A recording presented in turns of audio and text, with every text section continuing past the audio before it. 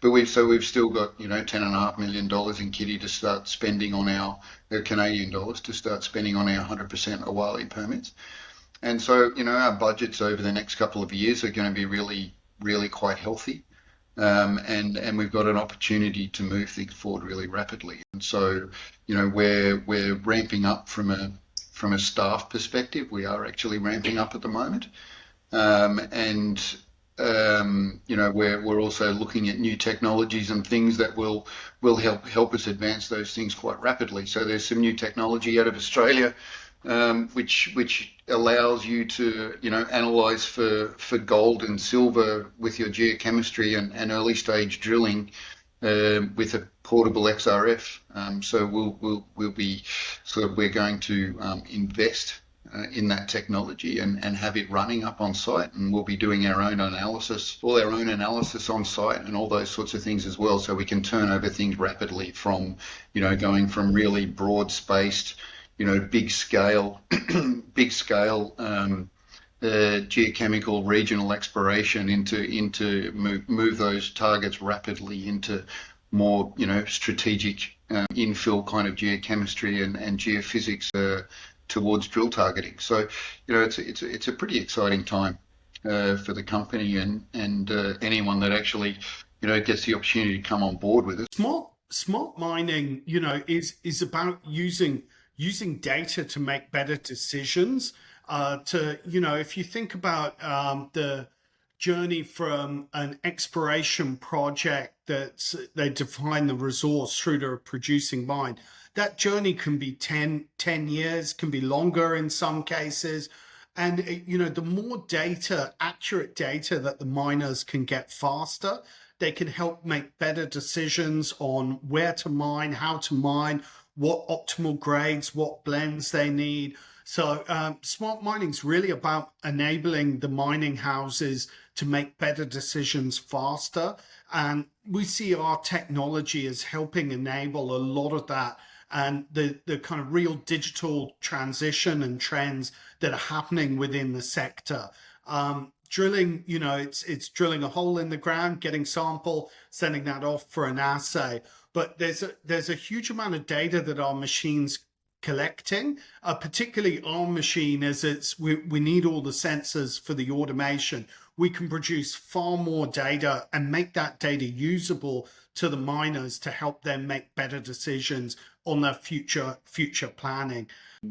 Throughout all of that, there's pretty constant and consistent due diligence as well. BHP are constantly running the ruler over us, looking at risks to their business and working with us, risks to working in Kazakhstan ultimately, and everything else, everything in between, our service providers, the way we operate. So they've been fairly consistently over 6 months conducting due diligence on us. It'd be hard pressed to say that anyone else would do it to that degree. So it was time consuming, but I could say, having got through the end of it, it feels like a real success for us having achieved that. And what it means for the company really is providing independent analysis of our company, of our strategy, of our team.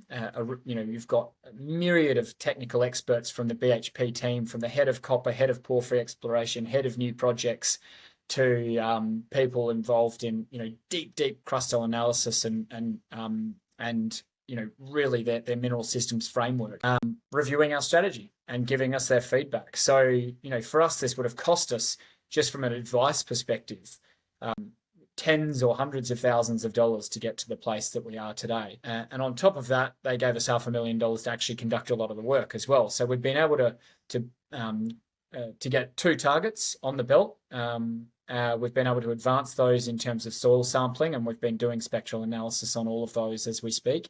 And they'll be heading off for ICPMS in the very near future. And we've been able to do the full reconstruction of the belt from a structural perspective, as well as the spectral work. So, what it's done is it's advanced 2 projects significantly, and it's given us this massive, fantastic pipeline and understanding of a huge belt that's expected to contain an undiscovered at least 22 million tonnes of copper. So for us, it's been very interesting this whole electrification drive has led to the greater demand for copper, and we are seeing that in all of our work.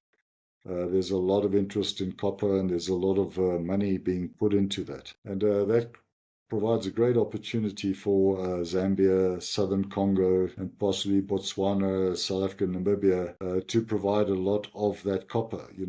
South America has been a stable provider for a long time, but it's a good opportunity for the southern part of Africa to grow. And some of our clients have had to try out hydrogen vehicles. Some of them are installing electric light vehicles. We haven't seen the heavy electric trucks in there yet. But it is an interesting thought process that guys have got to go through on how you set up charging stations. How do you operate in very cold weather, when it's below freezing, and a lot of these batteries' lives go down. So what is pleasing to see people trying to electrify their own fleet slowly. There's also been a lot of work being done on critical minerals mines, and the definition of critical minerals does change, depends on who you ask. But what we've seen, it's very difficult for our clients there to get funding. It's either going to end up from Chinese sources or very difficult to raise elsewhere. So I think the Western world has got to do a lot of catching up with actually making its money, putting its money where its mouth is. It knows it needs critical minerals for batteries, for all this energy transmission, the high-tech industry.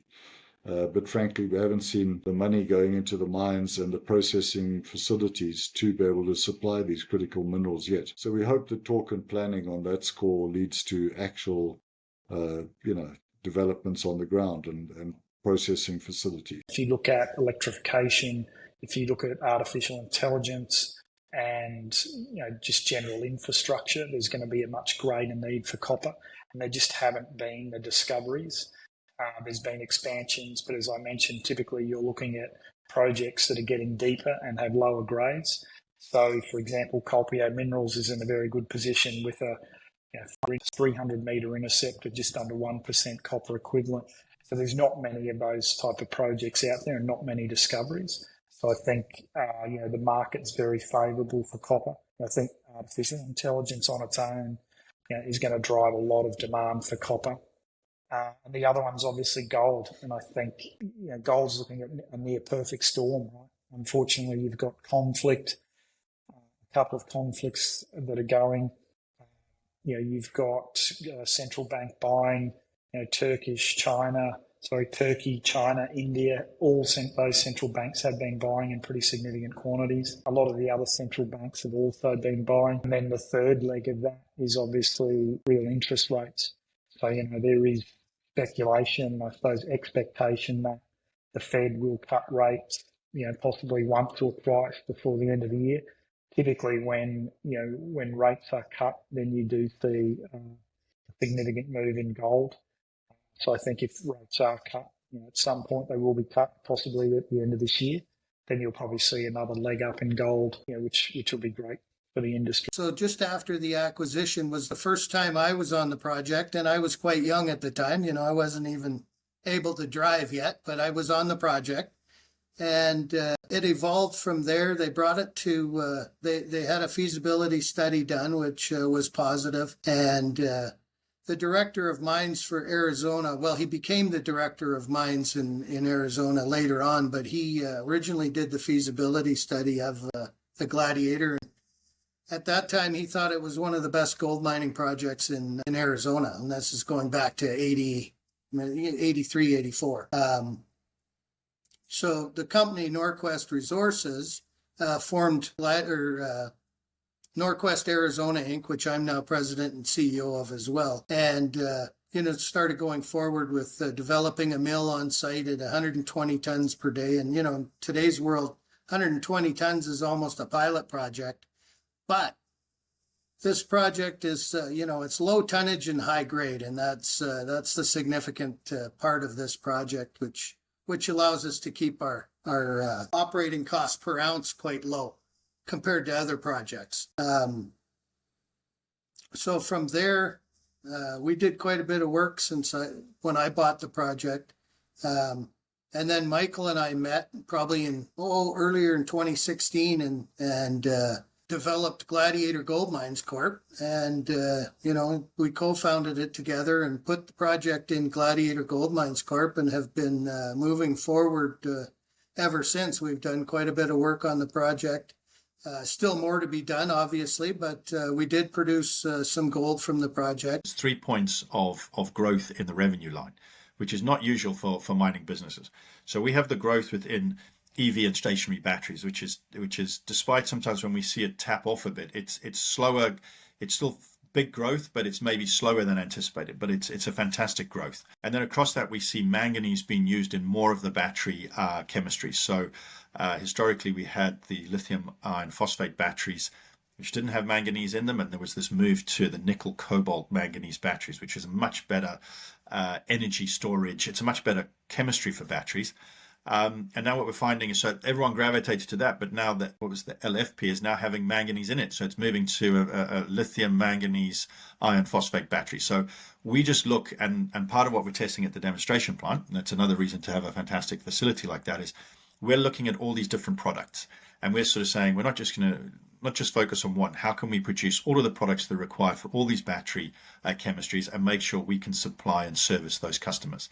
And I think that, so when we look and sort of say manganese is in the battery chemistries, rising levels of manganese use. So even in the NMC batteries, we used to see less manganese. It was high nickel. Now we're moving to what they call mid nickel. So it's less nickel, but more manganese. So more manganese is great for us. Yeah, it's going to change. So, the EU legislation sort of it's like an umbrella, and then each country then will interpret it and implement it, to fit their specific needs. So Finland is yet to define exactly what that is, but in Finland the permitting process isn't onerously long in any case. But where the delays tend to be is around the rezoning. So it's like changing the planning use of a building from residential to business. It's kind of like you do the same with land. It's currently says forest or agricultural. You need to go through a rezoning process with the municipality to get that changed to